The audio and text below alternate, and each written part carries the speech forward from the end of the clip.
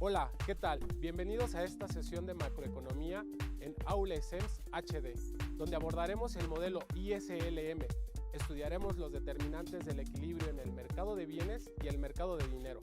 Además, aprenderás a analizar el efecto de la política fiscal y monetaria sobre el nivel de producción y el tipo de interés.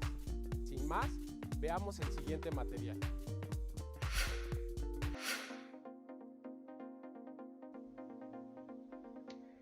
Cuando el economista John Maynard Keynes publicó su teoría general en 1936, casi todo el mundo coincidió en que era un libro fundamental, pero al mismo tiempo casi impenetrable. Hubo muchas discusiones sobre lo que Keynes quería decir realmente. En 1937, John Hicks resumió lo que era, a su juicio, una de las principales aportaciones de Keynes, la descripción conjunta de los mercados de bienes y financieros. Su análisis fue ampliado posteriormente por Alvin Hansen. Hicks y Hansen denominaron modelo ISLM a su formalización. No obstante, el modelo ISLM aún constituye una pieza esencial que, a pesar de su sencillez, recoge una gran parte de lo que ocurre en la economía a corto plazo. Esa es la razón por la que sigue enseñándose hoy en día.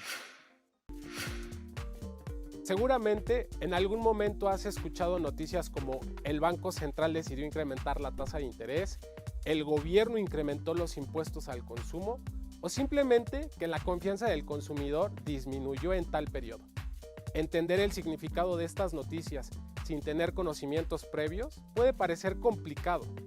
Comprenderlo es de mucha ayuda para todos, pero principalmente para aquellas empresas que toman decisiones con base en los fundamentales de la economía.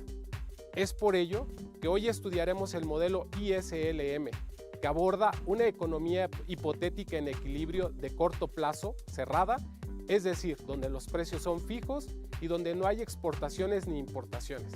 Para entender qué sucede en esta economía en equilibrio, veamos el siguiente material. Seguramente te has de preguntar cuál es el objetivo del modelo ISLM, y déjame decirte que este modelo nos permite analizar qué ocurre con la producción y con el tipo de interés cuando el Banco Central decide aumentar la cantidad de dinero en circulación o bien cuando el gobierno decide subir los impuestos. Pero a su vez nos permite analizar cuando los consumidores se muestran más pesimistas sobre el futuro. Para poder construir el modelo ISLM, primero necesitamos estudiar el mercado de bienes y el mercado de dinero. Cada uno de estos mercados determinará la curva IS y la curva LM que estudiaremos conjuntamente más adelante. Estudiemos el mercado de bienes y la curva IS. Y en primera instancia, si queremos saber de qué depende la demanda de bienes, entonces tiene sentido descomponer la producción agregada desde el punto de vista de los diferentes bienes producidos y de los diferentes tipos de compradores de estos bienes. Un primer paso, podemos representar la demanda total de bienes por medio de la literal Z. Y Z se define como la suma del consumo, la inversión y el gasto público. Ahora debemos analizar los determinantes de Z y para ello haremos algunas simplificaciones de sus componentes. El primer componente de la función de demanda es el consumo, y este se define como los bienes y servicios comprados por los consumidores que van desde alimentos, vacaciones, autos, etc. El consumo es una función de la renta y de los impuestos, y cuando aumenta la renta también aumenta el consumo, aunque en una proporción menor. Cuando suben los impuestos, el consumo disminuye, pero también en una proporción menor. Es por ello que nosotros establecemos la función de consumo como una función que depende positivamente del ingreso, pero negativamente de los impuestos. El segundo componente de la función de demanda es la inversión, y la inversión depende de la producción y del tipo de interés. Podemos decir que cuando las ventas de una empresa empiezan a crecer, surge la necesidad de incrementar la producción. Se necesita invertir en comprar ya sea o más maquinaria o en construir una nueva planta. Una empresa que tenga pocas ventas no sentirá esa necesidad. Es por ello que la inversión es una función positiva del ingreso. Por otra parte, Una empresa que está contemplando la posibilidad de comprar una nueva máquina y necesita hacerlo mediante la vía del crédito, tomará decisiones en función al tipo de interés, pues cuanto más alto sea el interés, menos atractivo es pedir dinero prestado para comprar dicha máquina. Y es por ello que la función de ingreso es una función negativa del tipo de interés. El tercer componente de la función de demanda es el gasto. Y el gasto, junto con los impuestos, describen la política fiscal del gobierno. Consideremos que G y T son variables exógenas y gasto y impuestos son elegidos por el gobierno, y nuestra tarea será analizar las consecuencias de las decisiones sobre el gasto y los impuestos sobre el nivel de producción y el tipo de interés. Por otra parte, la oferta de bienes está representada por la producción, que es la principal fuente de ingresos de los consumidores, empresas y el Estado. Un supuesto fuerte de la función de oferta establece que todo lo que se produce se vende, es decir, que en este modelo no hay inventarios. En el mercado de bienes existe el equilibrio cuando la función de oferta Y es igual a la función de demanda Z. Esta condición se conoce como la relación IS y esta establece la igualdad entre Y y Z. Teniendo en cuenta que la demanda de bienes está determinada por la suma del consumo, inversión y gasto público, al sustituir en la igualdad anterior el valor de Z, encontramos lo que se conoce como la relación IS ampliada. Ha llegado el momento de observar qué sucede con el equilibrio gráficamente, y para ello utilizaremos un cuadrante del plano cartesiano en el cual representaremos la producción en el eje de las abscisas y la demanda de bienes en el eje de las ordenadas. Iniciaremos por trazar la gráfica que representa a la demanda de bienes. Recuerde usted que la función de demanda es una función que depende positivamente del nivel de producción, tanto en la parte del consumo como en la parte de la inversión. De este modo, un aumento en la producción provocará, a través de los efectos que produce el consumo y la inversión, un aumento en la demanda de bienes. De este modo, la función que representa a la demanda será una función con pendiente positiva, la cual representaremos mediante la siguiente recta, y vamos a denominar ZZ. Por otra parte, la función de oferta, por el supuesto que establecimos donde todo lo que se produce se vende, será una recta con pendiente igual a 1. Ahora bien, el punto donde se intersecan ambas rectas será el equilibrio que vamos a alcanzar cuando la demanda de bienes sea igual a la producción. A este punto de intersección lo vamos a denominar el punto A, el que va a representar el equilibrio en el mercado de bienes. Para este punto existirá un nivel de producción dado, el que denominaremos Y. Una vez que identificamos el equilibrio en el mercado de bienes, ahora podemos hacer un poco de análisis y observar cuáles serán los efectos en la demanda de bienes cuando una de las variables cambia. Por ejemplo, ¿qué ocurre si aumenta el tipo de interés? Recuerde usted que la función de demanda en la parte de la inversión depende del tipo de interés. Por lo tanto, al suponer que la tasa de interés sube para cualquier nivel de producción dado, el nivel de inversión va a disminuir y como consecuencia la demanda lo hará también. Gráficamente, el efecto de este aumento en el tipo de interés representará una reducción de la demanda de bienes. Por lo tanto, la curva de demanda se desplazará hacia abajo y el primer efecto que generará será que el equilibrio se va a trasladar del punto A al punto A'. En este punto, el nivel de producción será menor. Observe gráficamente cómo el equilibrio pasó del punto A al punto A' con un nivel de producción diferente, en este caso menor. Como consecuencia, ante una subida del tipo de interés, la inversión disminuye y la reducción de la inversión provoca una disminución de la producción. Es así como el estudio del equilibrio de la demanda de bienes nos permitirá entender cuáles serán los efectos en el cambio de alguna de las variables sobre el nivel de producción. Como pudimos observar, un incremento del tipo de interés genera un desplazamiento de la curva de demanda, reduciendo el nivel de producción de Y a Y' y trasladando el equilibrio del punto A al punto A'. Para poder construir la curva IS, necesitamos representar el nivel de producción de equilibrio en función del tipo de interés, y para ello emplearemos un nuevo cuadrante del plano cartesiano. De este modo, la curva IS representa las combinaciones de producción y de tipo de interés que resultan de distintos equilibrios en el mercado de bienes, y por lo tanto, la curva IS es una curva que tiene pendiente negativa. Recuerda, la curva IS representa la relación que existe entre la producción de equilibrio Y y el tipo de interés I. De este modo, si la función de demanda sufre cambios que no son a través del tipo de interés, estos cambios desplazan la curva IS a la derecha o a la izquierda. Por ejemplo, aumento de impuestos, reducción del gasto público, reducción del consumo y reducción de la inversión reducen la demanda de bienes y desplazan la curva IS hacia la izquierda. Por el contrario, disminución de impuestos, aumento del gasto público, aumento del consumo y aumento de la inversión aumentan la demanda de bienes y desplazan la curva IS hacia la derecha.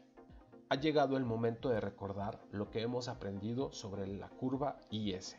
Recuerda, el equilibrio en el mercado de bienes implica que un incremento en el tipo de interés produce una disminución de la producción.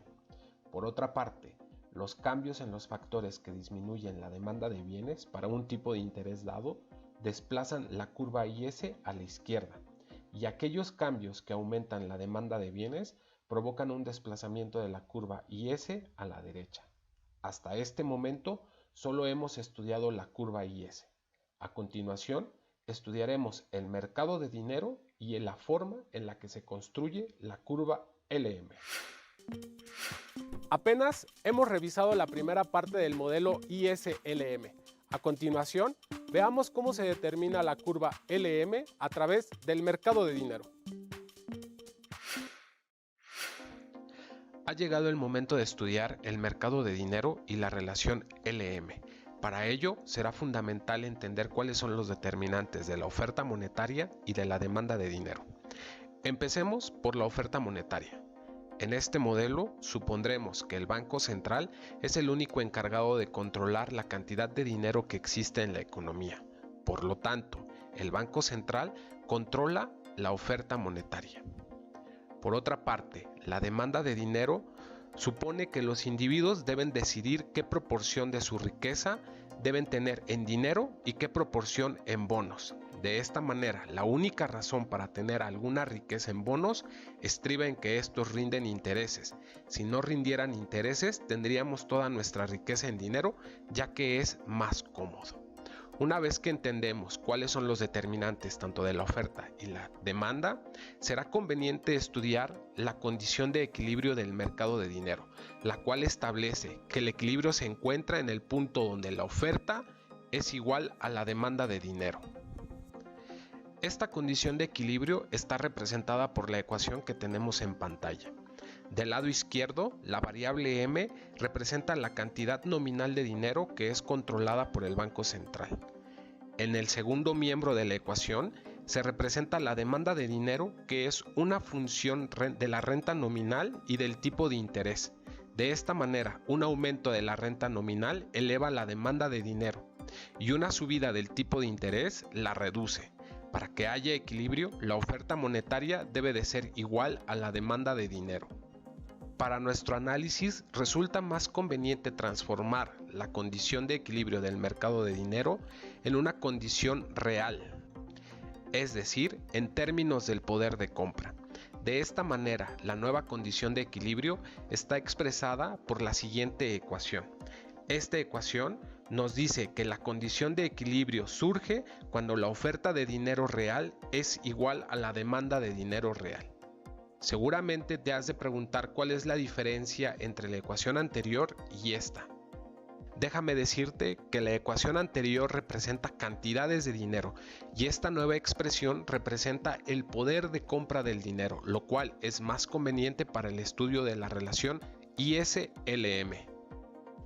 Para representar gráficamente la condición de equilibrio anterior, utilizaremos de nueva cuenta un cuadrante del plano cartesiano. En esta ocasión relacionaremos la cantidad de dinero real y el tipo de interés. Empecemos por representar gráficamente la oferta de dinero. Recuerda que esta es fijada por el Banco Central y es por ello que la oferta monetaria en este gráfico será representado por una recta vertical. Por otra parte, la función de demanda de dinero real es una función decreciente del tipo de interés y por lo tanto esta estará representada por una curva de pendiente negativa. El lugar geométrico donde se intersecan la función de oferta y la función de demanda de dinero será el equilibrio del mercado monetario. Este equilibrio se encuentra en el punto A y es el punto donde se igualan la oferta monetaria y la demanda de dinero y determina el tipo de interés de equilibrio I. Hagamos un poco de análisis y observemos qué sucede en el mercado de dinero cuando la renta aumenta. Recuerde usted que la demanda de dinero es una función que depende de manera positiva de la renta. De esta manera, al incrementarse la renta, la función de demanda se desplazará hacia un nuevo punto de equilibrio. Ahora, el nuevo equilibrio se encuentra en el punto A' que corresponde a un tipo de interés más alto. Vamos a resumir nuestro descubrimiento. Seguramente te has de preguntar por qué un aumento de la renta provoca una subida del tipo de interés, y la justificación es muy sencilla. Cuando aumenta la renta, la demanda de dinero también aumenta, pero como la oferta monetaria está dada, entonces la cantidad demandada de dinero implicará que el equilibrio sea un poco más alto para un nuevo nivel de tipo de interés. En ese momento, la demanda de dinero será igual a la oferta monetaria, que es fija, por lo que los mercados financieros se encontrarán de nueva cuenta en un nuevo equilibrio. Ahora, para construir la curva LM, utilizaremos la proposición anterior que establece que cuando la renta aumenta, la demanda de dinero crece y por lo tanto el tipo de interés de equilibrio será un interés más elevado. Para construir la curva LM debemos entender que esta es una representación de las combinaciones de renta y de tipo de interés que equilibran al mercado de dinero y que por lo tanto será una curva con pendiente positiva. En la gráfica que tenemos en pantalla, la curva LM la podemos representar en el cuadrante de la derecha. Esta representa la relación que existe entre el tipo de interés de equilibrio y la renta. Los puntos A y A' de este cuadrante corresponden a los puntos A y A' del cuadrante izquierdo.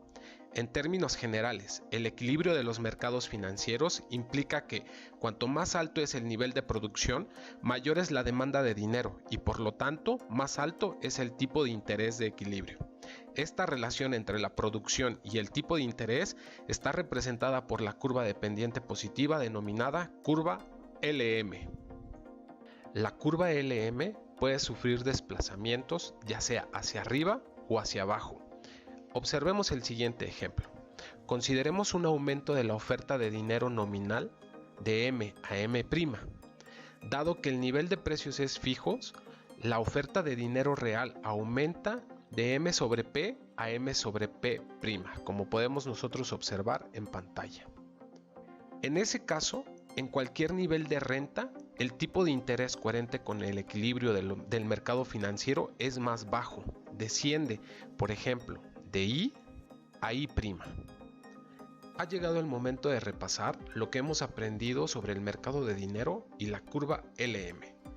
Recuerde, el equilibrio en los mercados financieros implica que, para un nivel dado de oferta monetaria real, un incremento en el nivel de renta va acompañado de un aumento del tipo de interés.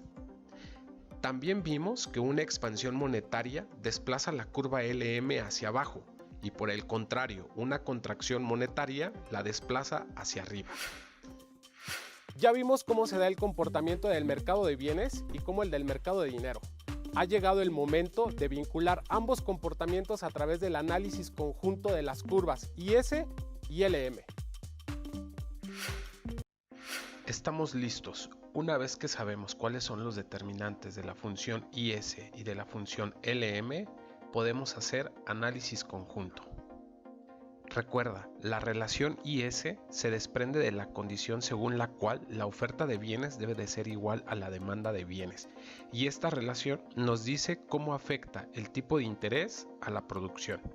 Por otra parte, la relación LM se desprende de la condición según la cual la oferta monetaria debe de ser igual a la demanda de dinero, y esta nos indica cómo afecta la producción al tipo de interés.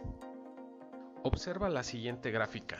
En ella se muestra cómo la curva IS y la curva LM se cortan en un solo punto.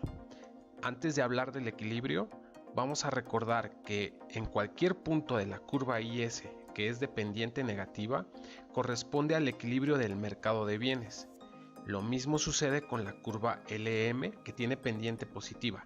Cualquier punto de ella corresponde al equilibrio de los mercados financieros. Y en el punto donde se intersectan ambas funciones, que denominamos el punto A, es el único en el que se satisfacen ambas condiciones de equilibrio. Eso significa que este punto es el equilibrio global. Seguramente te has de preguntar, ¿y qué importa que el equilibrio se encuentre en el punto A? O mejor aún, ¿cómo se traduce este hecho en algo directamente útil sobre el mundo? Bueno, recuerda que la relación IS-LM nos permite ver qué ocurre con la producción y con el tipo de interés, por ejemplo, cuando el Banco Central decide aumentar la cantidad de dinero en circulación, o bien cuando el gobierno decide subir los impuestos.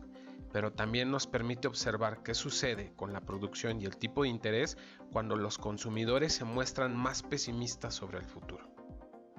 Revisemos un ejemplo. Supongamos que el gobierno decide aumentar los impuestos y mantener constante el gasto público.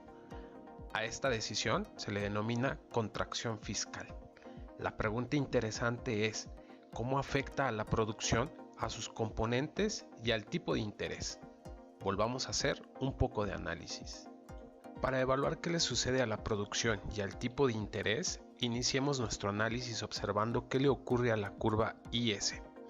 Y en una primera instancia, una subida de los impuestos hace que el ingreso disponible de los individuos sea menor, lo que provoca que la demanda de bienes disminuya y que por lo tanto la curva IS se desplace hacia la izquierda. Por otra parte, a la curva LM, los impuestos no le generan ningún efecto. Recuerde usted que en la relación LM, los impuestos no son parte de la condición de equilibrio. Por último, observemos qué le ocurre a la producción y al tipo de interés.